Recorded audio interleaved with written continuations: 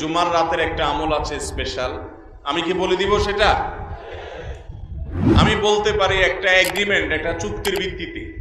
চুক্তি হলো প্রত্যেক বৃহস্পতিবার সন্ধ্যার পর থেকে নিয়ে এই আমলটা করবেন। খুব সহজ আমল, শুধু 2 ঠোঁট ব্যবহার করলেই হবে এবং মুখস্থ, আপনারা সবাই জানেন, নতুন কিছু না। করবেন তো ইনশাআল্লাহ?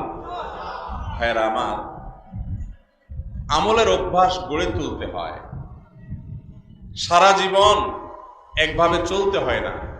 আলাম ইয়ানিল্লাযীনা আমানু আন তাখশা কুলুবুহুম লিযিকরিল্লাহ।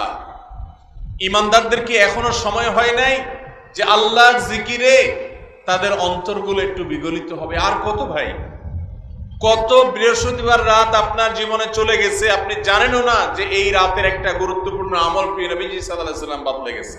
আপনি জানেন আমলটা, আপনারা এখানে যতজন আছেন সবাই জানেন, জানেন না এমন একজনও নেই, সবাই জানেন আমলটা এরকম একটা আমল, কিন্তু সে আমলটা যে এই সময় করতে হয় হয়তো জানেন না, অথবা জানেন কিন্তু আমল নাই।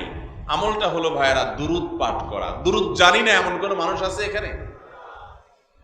নবী করিম সাল্লাল্লাহু আলাইহি ওয়াসাল্লাম জুমার রাত যখন শুরু হয়, অর্থাৎ বৃহস্পতিবার সন্ধ্যার পর থেকে নিয়ে শুক্রবার সন্ধ্যার আগ পর্যন্ত এই 24 ঘন্টা সময় দুরূদ পাঠের জন্য নির্দেশ করেছেন এবং বলেছেন, কারণ সালাতুকুম মারুদাতুন আলাইয়া, তোমরা যে দুরূদ পড়ো আল্লাহর ফেরেশতারা সেটা আমার সামনে পেশ করে এবং বলে অমুক জায়গা থেকে আপনি সুবর্ণচর থেকে করছেন।